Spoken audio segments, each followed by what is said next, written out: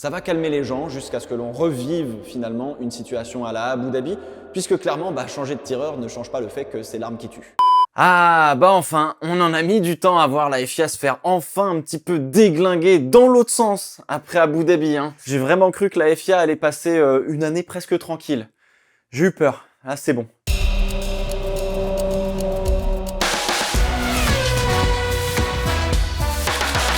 Salut tout le monde, bienvenue dans le Fast 5, 5 réactions sur le Grand Prix d'Italie 2022 de Formule 1. C'est parti. Première réaction, allez, on se fait directement plaisir avec le driver of the day, Nyck De Vries. Est-ce que j'ai besoin de vous faire un dessin? Appelé en urgence par Williams parce que Albon a l'appendicite, réapprendre toutes les procédures de la voiture, adapter la voiture à De Vries parce que c'est nain de jardin contre géant vert entre les deux. Et puis disputer son premier Grand Prix de sa carrière. Ouais, ça faisait pas mal de pression et de choses à voir sur un week-end, enfin 2 jours quoi. Boum, 2 points marqués, une première depuis Nico Rosberg en 2006 qu'un pilote Williams marque directement des points pour sa première course. Et alors quel week-end, franchement on va être honnête.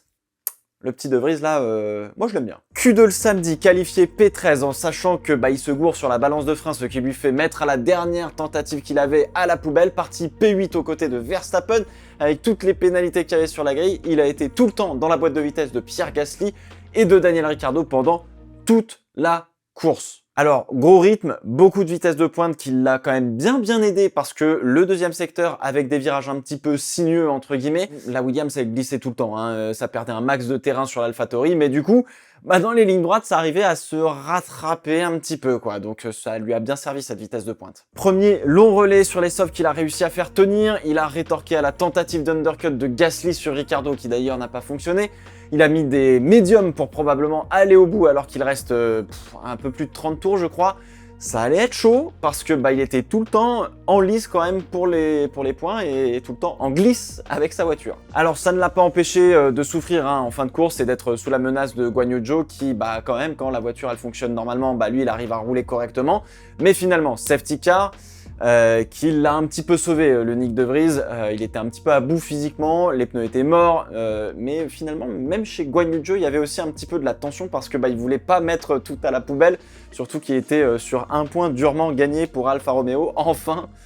Donc, bon alors, si on fait vraiment les comptes, De Vries rentre dans les points grâce à l'abandon d'Alonso et de Ricciardo devant lui, mais encore une fois, il a tenu le rythme de Gasly et de Ricciardo qui était loin d'être dégueu. Il était quand même bien aidé aussi, bien blotti dans ce train DRS, donc il y a aussi ça qui joue. Alors ce qui est tout aussi intéressant, c'est que maintenant, entre Albon et De Vries, on a une confirmation que la Williams, c'est pas non plus la pire charrette de la grille, c'est pas une bonne voiture, mais c'est pas la pire, je pense, et que finalement, ça fonctionne très bien sur certains circuits quand elle est bien pilotée. Voilà. Alors avec tout le respect que j'ai pour Nicolas Latifi, parce que être en Formule 1, qu'on se le dise, t'y accèdes pas si t'es une chèvre, je pense que Latifi, il nous aligne tous dans une course avec un engin à 4 roues. Par contre, pour le niveau général de la F1, il est rincé quoi. Bref, le baquet Williams se jouait entre Logan Sargeant et Nicolas Latifi. Maintenant, c'est mon avis, mais c'est inconcevable que De Vries ne prenne pas ce baquet, surtout si ça joue entre les trois quoi.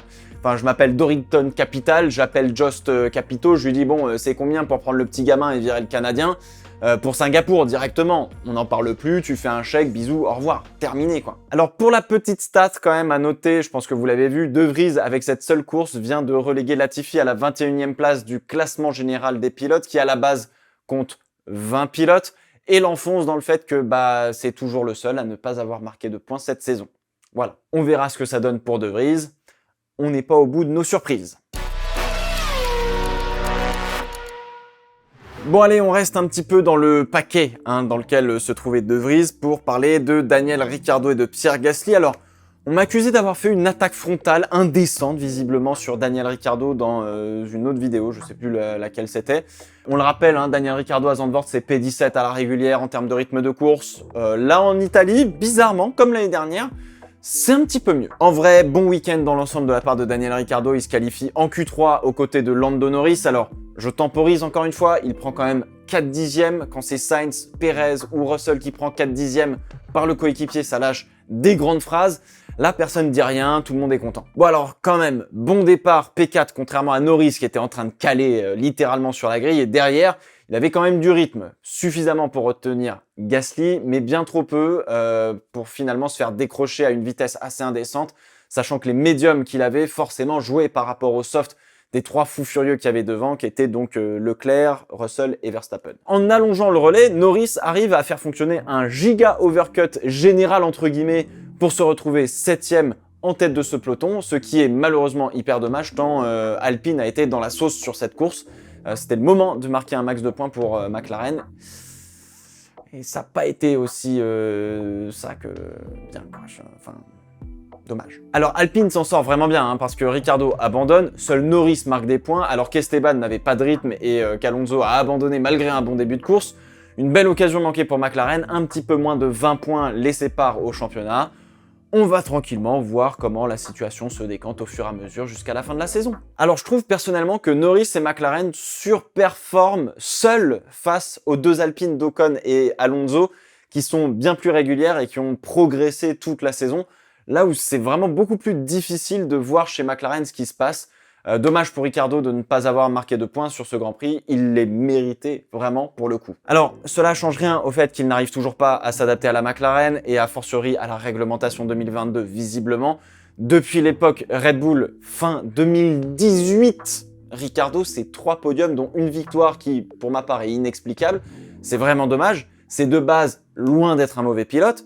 Mais la vérité, c'est que être souriant, gentil, attachant, c'est pas des compétences pour être un pilote rapide. Mais c'est des qualités qui sont, oui, hyper importantes en tant qu'être humain. Et ça, c'est top. Mais c'est pas ça qui te fait aller vite, merde.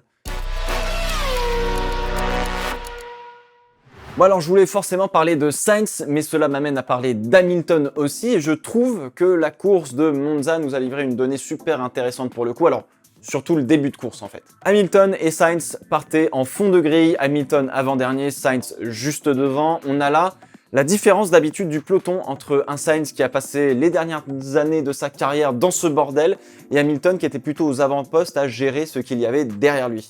Alors non, je vais pas être aussi cru qu'Alonso et sa radio à Spa-Francorchamps, je vais même tenter de replacer l'église au centre du village. Alors Hamilton a été très précautionneux, trop précautionneux, peut-être. Si on regarde son onboard, j'ai l'impression de voir un Valtteri Bottas des années Mercedes, des années dernières là, qui n'ose pas assez, qui n'est pas assez incisif sur ses manœuvres, etc. Tout ce qu'on reprochait à Bottas. Là, sur les premiers tours de course, c'était un peu ça, Lewis Hamilton. Hamilton évite quand même les petits accrochages au virage 1. Il prend le temps de passer vraiment dans la plus grande douceur les saucisses parce qu'il a court-circuité la chicane.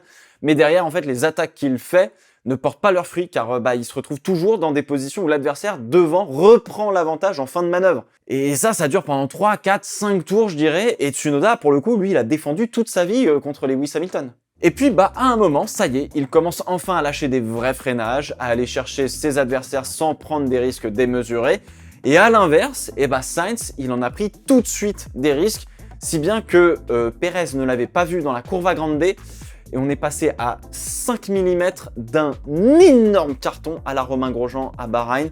Je vous invite à revoir le on-board sur la F1 TV. Alors, la différence en début de course entre Hamilton et Sainz, après ça reste mon avis, c'est que Sainz prépare mieux sa sortie de virage pour se faciliter la vie dans la ligne droite et donc sur le prochain freinage pour attaquer son adversaire, là où Hamilton a eu plus de mal à bien préparer ses sorties et attaquer vraiment sur les freinages. Alors bon, on a aussi une différence de perf entre la Ferrari et la Mercedes qui, mine de rien, en peloton, rend les dépassements simples, entre guillemets, pour l'un, un peu plus hésitant pour l'autre. Alors une fois le début de course passé, les deux étaient hyper rapides par rapport au peloton et c'est encore une fois Sainz qui a pris en main sa propre stratégie puisque les médiums tenaient bien, aucune raison de s'arrêter et il visait les softs pour la fin de course. Donc ça sentait quand même plutôt bon pour l'Espagnol. À tel point qu'il revenait comme une fusée sur George Russell avant la safety car, donc ça pouvait tenir un double podium grosso modo pour Ferrari, safety car donc, et là je reconnais que c'est un petit peu dommage, mais Russell rentre pile poil au moment où elle se déclenche, et on fait rentrer Sainz pour des nouveaux pneus alors que ces softs n'ont que 17 tours. Ne pas le faire rentrer lui faisait gagner la position sur George Russell pour le podium. Dommage de ne pas prendre le risque de devoir défendre un podium plutôt que d'espérer attaquer Russell vu le nombre de tours qu'il restait. Bref, il fallait souligner les 2 belles remontées d'Hamilton et de Sainz, et de la très belle course de l'Espagnol quand même, qui a l'air de mieux savoir gérer le staff Ferrari désormais que Charles Leclerc, qui une fois de plus se fait mettre dans la sauce. Bien joué Carlos. 4e réaction, on va parler un petit peu stratégie et tenter de répondre à la fameuse question qu'on se pose quasiment depuis la moitié de saison, on va dire. Charles Leclerc pouvait-il gagner cette course? Honnêtement, non. Voilà. Alors, est-ce que Ferrari pouvait quand même rendre la vie un peu plus dure à Max Verstappen? Boah. Alors, d'un point de vue rythme dans le premier relais, Leclerc-Verstappen, ça se tenait, même si Verstappen revenait petit à petit sur Leclerc, il était aussi en train de recharger la batterie, etc. Autre facteur important, la dégradation des pneus, et en particulier des softs.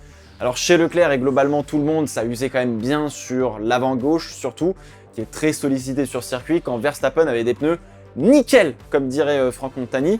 Alors l'explication, elle est, j'allais dire, hyper simple. Oui, elle est hyper simple. Verstappen roulait avec un aileron arrière qui mettait bien plus d'appui sur la voiture, en tout cas il roulait avec plus d'appui sur la voiture, ça lui donnait du grip, et du coup ça glissait moins dans les virages, et donc ça abîmait moins les pneus. Voilà, tout simplement, il n'y a pas besoin de chercher plus loin. Puis alors là, bon bah du coup vous allez me dire, forcément, oui mais du coup s'il a plus d'appui, ça veut dire qu'il a plus de traînée, donc il va moins vite en ligne droite. Ce qui est un raccourci qui est un petit peu facile d'un phénomène qui est plus complexe pour le coup. En général, c'est ce qu'on peut voir, hein. Quand on met un peu plus d'appui, on a généralement un peu plus de traînée avec les ailes de la voiture.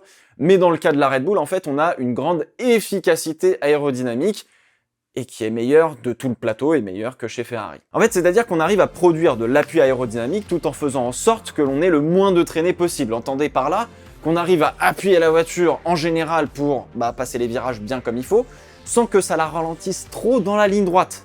Voilà. Elle a une bonne vitesse de pointe dans la ligne droite, mais elle a plus de vitesse dans les virages parce qu'elle a plus d'appui. C'est de la sorcellerie à ce niveau, c'est plus de l'ingénierie, laissez tomber. Bref, les pneus de Verstappen sont voués à être bichonnés, pendant que les pneus de Leclerc sont en PLS comme les épaules de Nyck de Vries à la fin de la course. Et donc, on prend l'option chez Ferrari de s'arrêter sous la Virtual Safety Car au tour numéro 12. Je reconnais que sur le moment, j'ai vraiment eu du mal à comprendre cette stratégie parce qu'on est trop tôt pour mettre des médiums et aller au bout, et tout juste pour des hards, sachant que les hards n'avaient pas forcément l'air d'être beaucoup plus rapides. On pouvait essayer de s'appuyer entre guillemets sur le rythme de Pérez qui, pour le coup, lui avait des problèmes de frein, donc du coup son rythme était un peu faussé quoi. Alors Ferrari, ce qui est important, c'est que il lâche la position en piste pour partir sur un 2 arrêts au stand, en espérant probablement un autre événement de course qui pourrait les remettre un petit peu dans la bataille. Est-ce que si Leclerc ne s'était pas arrêté, Verstappen l'aurait fait sous Virtual Safety Car? J'en suis pas certain, mais peut-être que oui, ouais. Donc en fait, faire un 2 stop qui oblige à attaquer de fou, ok, pourquoi pas, avec un arrêt qui coûte un petit peu moins cher grâce à la Virtual Safety Car, oui, toujours pourquoi pas. Mais en fait, Leclerc n'avait pas le rythme de Verstappen, malgré des pneus neufs, que ce soit sur le 2e ou le 3e relais. Il remontait, mais pas du tout assez vite sur Verstappen. Alors du coup, chez Ferrari, on s'est un petit peu compliqué la vie, on a tenté une stratégie qui permettait, entre guillemets, de se battre avec une main dans le dos plutôt que de laisser leur pilote affronter Verstappen sur la piste, ce qui, je pense, était clairement leur meilleure arme.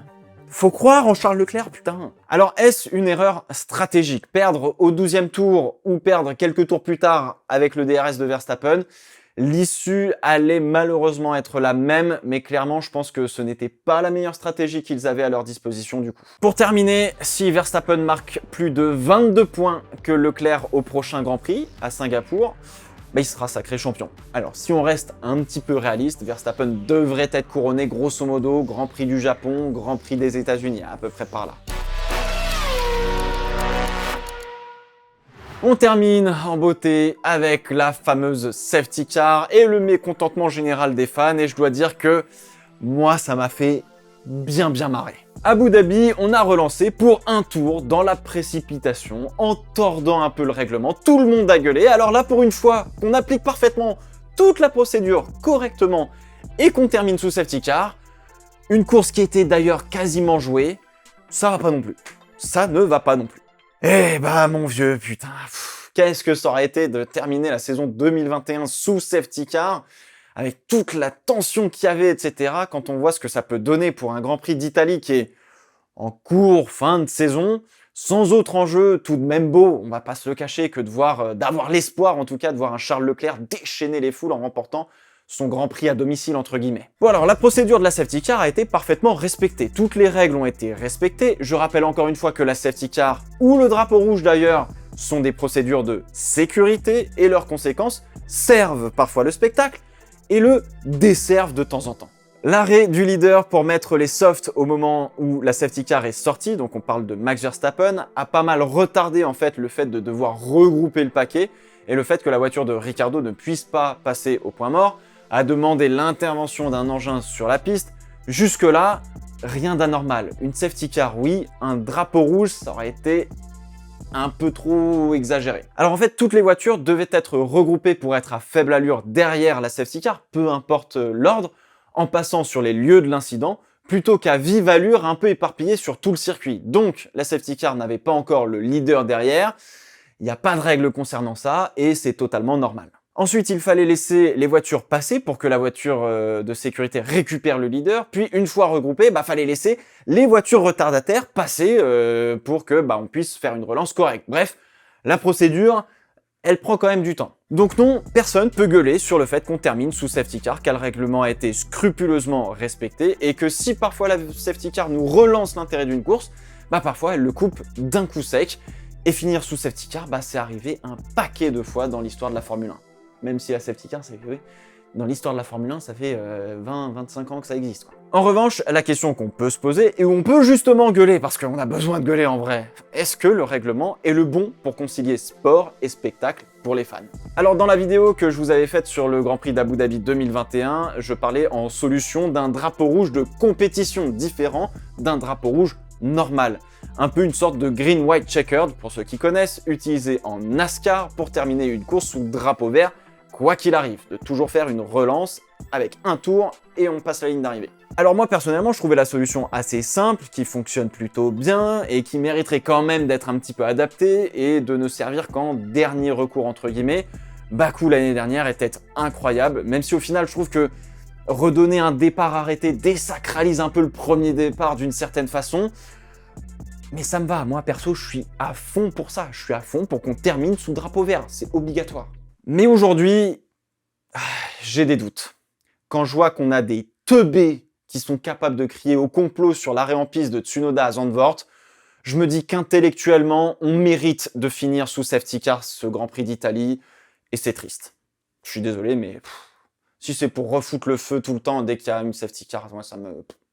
Alors du coup, on a privilégié le spectacle au détriment du règlement l'année dernière, ça a gueulé. On a privilégié le règlement au détriment du spectacle hier, et ça a gueulé. Sachant que c'est plus la même personne aux commandes, il serait peut-être temps soit d'accepter le règlement, soit de le remettre en question pour qu'il puisse éviter de desservir le spectacle. Voilà, écoutez, démerdez-vous. C'est à la FIA de faire son job. Mais en tout cas, hier, elle a fait le job.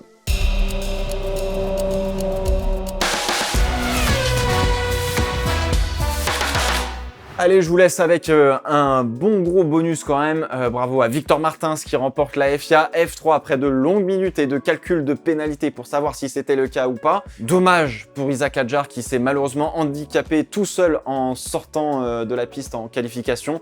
Alors si pour Hadjar on devrait le voir normalement en F2 l'année prochaine, parce que bon, on va pas se le cacher, voilà. Il faut encore travailler dans les coulisses pour Victor, je crois.